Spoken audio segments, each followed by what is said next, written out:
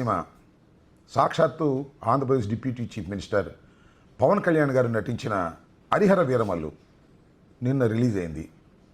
చాలా ఉత్కంఠతతో రాష్ట్ర ప్రజానీకమే కాదు దేశ ప్రజానీకం కూడా ఎదురు చూశారు. ఈ సినిమా సక్సెస్ అవుతుందా ఫ్లాప్ అవుతుందా అనేది అందరూ ఎదురు చూసినటువంటి అంశం. దీనికి ప్రధానమైన కారణం ఏంటంటే చాలా రోజుల తర్వాత పవన్ కళ్యాణ్ గారి సినిమా రావటం. అంటే బ్రో సినిమా తర్వాత సుమారుగా 2 సంవత్సరాలు అయింది.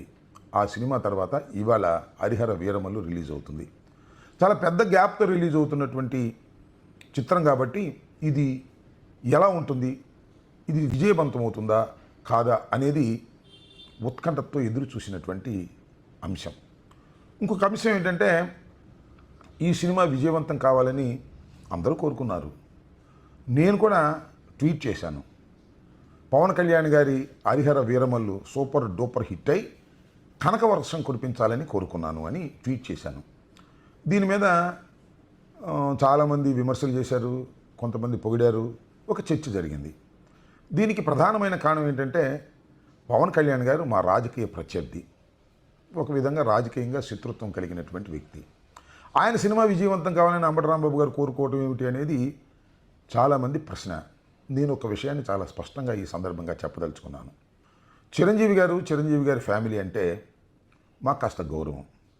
కారణం ఏంటంటే చిన్న స్థాయి నుంచి కష్టపడి పైకొచ్చి తెలుగు చలనచిత్ర సీమలో ఒక అగ్రశ్రేణి నటులుగా వారు గుర్తింపు పొందారు.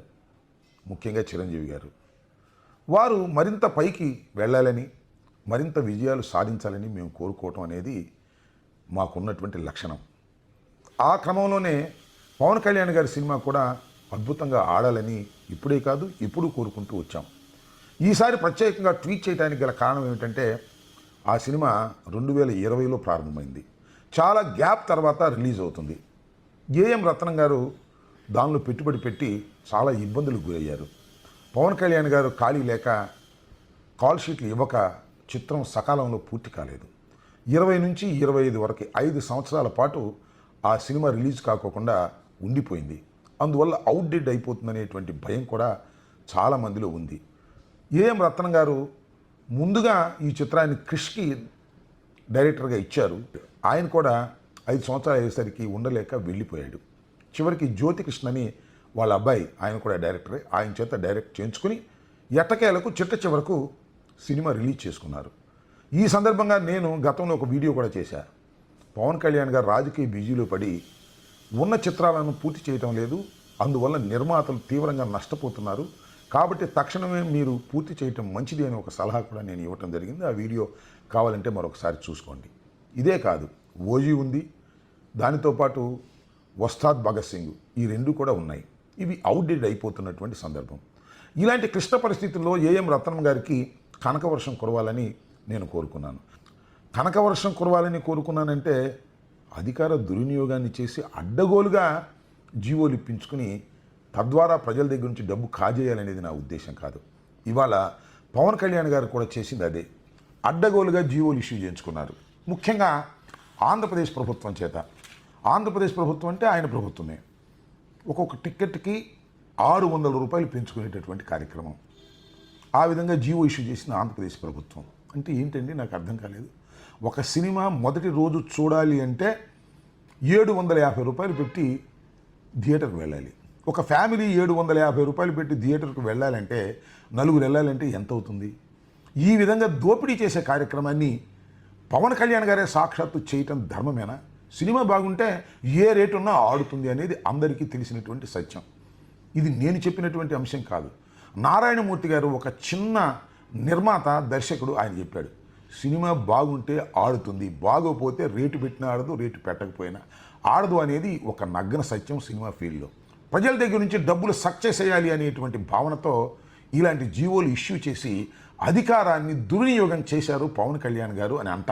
ఇది తప్ప కాదు, ఒకసారి ఆలోచించండి. ముఖ్యంగా పవన్ కళ్యాణ్ గారు కూడా ఆలోచించండి. ఇంతటితో ఆగల పవన్ కళ్యాణ్ గారు రేవంత్ రెడ్డి గారి మీద కూడా ఇన్ఫ్లుయెన్స్ చేశారు. రేవంత్ రెడ్డి గారు ఒకానొక సందర్భంలో, ముఖ్యంగా పుష్ప సినిమాకు జరిగినటువంటి ఒక సంఘటన సందర్భంగా శాసనసభలో వివాదం అయితే ఏ విధంగా మాట్లాడారో మీ అందరికీ తెలుసు. ఇంకా బెనిఫిషియల్ ఉండవు, టిక్కెట్లు పెంచే ప్రశ్నే ఉండదు అని సాక్షాత్తు శాసనసభలో ప్రతిజ్ఞ చేసినటువంటి ఆ రాష్ట్ర ప్రభుత్వాన్ని, రేవంత్ రెడ్డి గారిని కూడా చంద్రబాబు గారి ద్వారా ఇన్ఫ్లుయెన్స్ చేసి రేట్లు పెంచేశారు. భయంకరమైన రేట్లు పెంచేటటువంటి కార్యక్రమం చేసినటువంటి విషయం మీకు తెలుసు. आज स्पेशल प्रिविलेज मांगे तो ये सरकार में नहीं मिलने वाले, मैं जब तक मैं कुर्सी में रहता हूं तब तक नहीं देता हूं. ఇలా 2 రాష్ట్రాల్లోనూ ఏదో ఒక విధంగా ఈ సినిమా ఆడినా ఆడకపోయినా మొదటి 2 రోజుల్లోనే డబ్బంతా సక్ చేయాలనేటువంటి ఉద్దేశంతో అధికారాన్ని దుర్వినియోగం చేసి జీవోలు ఇప్పించుకున్నటువంటి పవన్ కళ్యాణ్ గారిని ఏమనాలి? ఆయన ప్రజాసేవ కోసం వచ్చాడనుకోవాలా, లేక ఈ విధంగా అధికారాన్ని దుర్వినియోగం చేయడానికి ప్రయత్నం చేస్తున్నాడని అనుకోవాలా? ఒక్కసారి ప్రజలు ఆలోచించాలని మనం చేస్తున్నాం. సరే, ఆ విషయాన్ని పక్కన పెడదాం. సినిమా ఎలా ఉంది అనేది ఇక్కడ ప్రశ్న. సినిమా అనుకున్నంత విజయాన్ని సాధించలేకపోయింది. ఒక విధంగా చెప్పాలంటే ఫ్లాప్కు అతి దగ్గరగా ఉంది. దానికి ప్రధానమైన కారణం ఈ 5 సంవత్సరాల పాటు ఆ సినిమా తీయటం, డైరెక్టర్లు మారటం. దీనివల్ల ఆ సినిమా అనుకున్న స్థాయిలో విజయం సాధించలేదు. రేట్లు పెట్టినా కనకవర్షం కురిసేటటువంటి పరిస్థితి లేకపోవటం చాలా విచారకరమైనటువంటి అంశంగా నేను ఈ సందర్భంగా చెప్పదలుచుకున్నాను. సినిమా ఆడాలని అందరం కోరుకుంటాం. ప్రధానంగా నేను మరొక్కసారి చెప్పదలుచుకున్నది ఏమిటంటే, పవన్ కళ్యాణ్ గారు మాకు రాజకీయ ప్రత్యర్థే తప్ప సినిమా ప్రత్యర్థి కాదు. వాళ్ళ సినిమాలు బాగా ఆడాలని, అద్భుతంగా వారు నటించాలని మేము కోరుకుంటాం. మరి ముఖ్యంగా చెప్పాలంటే పవన్ కళ్యాణ్ గారు కానీ, చిరంజీవి గారు కానీ అద్భుతమైన నటులే తప్ప అద్భుతమైన రాజకీయ నాయకులు కాదు అనేది ఇప్పటికీ ఎప్పటికీ నా అభిప్రాయం. రాజకీయంగా వారు అంతగా మెచ్యూరిటీ లేనటువంటి వ్యక్తులు, రాజకీయంగా వారు ప్రజల దగ్గరికి వెళ్ళలేనటువంటి మనుషులు, రాజకీయంగా విజయం సాధించలేనటువంటి వ్యక్తులు, ఎవరి కోసమో ఉపయోగపడే వ్యక్తులే తప్ప స్వయం ప్రకాశితులు కాదు అనేది ఇప్పటికీ ఎప్పటికీ నా నిశ్చిత అభిప్రాయం అని ఈ సందర్భంగా నేను చెప్పదలుచుకున్నా. ఏది ఏమైనా హరిహర వీరమల్లు విజయం సాధించకపోయినా అధికారాన్ని మాత్రం దుర్వినియోగం చేశారు పవన్ కళ్యాణ్ గారు. ఇది సరైనటువంటి విధానం కాదు, మంచి పద్ధతి అంతకంటే కాదు అని మాత్రం స్పష్టంగా చెప్పదలుచుకున్నా. ఇంకా మిగిలి ఉన్నటువంటి 2 చిత్రాలు ఓజీ, ఉస్తాద్ భగత్ సింగ్, ఈ 2 సాధ్యమైనంత తొందరలో రిలీజ్ అయ్యే విధంగా చేసి ఆ నిర్మాతల్ని సపోర్ట్ చేయండి, వారిని కాపాడండి. ఫ్లాప్ అవుతాయో సెక్స్ అవుతాయో అది వేరే అంశం. ముందు వారు ఒక టెన్షన్ నుంచి రిలీజ్ అవుతారు. ఇంకా రాబోయే కాలంలో మీరు చిత్రాల్లో నటిస్తారా లేదా అది వేరే అంశం.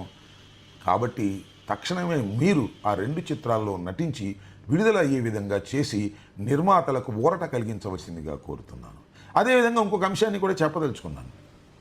తణుకులో నిన్న సినిమా రిలీజ్ అవుతున్నటువంటి సందర్భాన్ని పురస్కరించుకొని మీ అభిమానులు మా నాగేశ్వరరావు గారు వ్యాన్ వెళుతుంటే ఆ వ్యాన్ మీద ఎక్కి తొక్కి గందరగోళం చేశారు. ఇలాంటి అంశాలను ఖండించండి, వారిని కంట్రోల్ చేయండి. చేయకపోతే మూల్యం మీరు చెల్లించాల్సినటువంటి పరిస్థితులు ఏర్పడతాయనే విషయాన్ని కూడా గుర్తుపెట్టుకోవాల్సిందిగా కోరుతూ సినిమా అంతగా విజయం సాధించలేనందుకు చింతిస్తూ సెలవు తీసుకుంటున్నాను. హిట్ టీవీ యాప్, ఇందులో short news, live news, entertainment shows, movies, digital magazines తో పాటు మీ జిల్లా వార్తలను కూడా ఫ్రీగా చూడొచ్చు. ఇంకెందుకు ఆలస్యం, వెంటనే హిట్ టీవీ యాప్ ని డౌన్లోడ్ చేసుకుని ఫ్రీగా ఎంటర్టైన్మెంట్ పొందండి. Hit TV app. Hit TV app. Please download hit TV app. Hit TV app ని ఫ్రీగా డౌన్లోడ్ చేసుకొని ఎంజాయ్ చేయండి. మీకు నచ్చిన ఎంటర్టైన్మెంట్ కోసం హిట్ టీవీ యాప్ ని ఫ్రీగా డౌన్లోడ్ చేసుకుని ఎంజాయ్ చేయండి. హిట్ టీవీ యాప్ ని డౌన్లోడ్ చేసుకుని ఆస్వాదించండి, ఆశీర్వదించండి. ఇంతమంది సెలబ్రిటీలు హిట్ టీవీ యాప్ ని డౌన్లోడ్ చేసుకోండి అని చెప్తున్నారంటే ఎంత మంచి యాప్ ఆలోచించండి. అమెరికా అమెరికా అమెరికా అమెరికాలో చదవాలనుకునే వాళ్ళకి విశ్వసనీయమైన పేరు మన శౌర్య కన్సల్టెన్సీ. UK లో 1 year masters.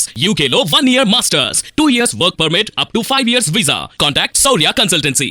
Contact 89851 89851.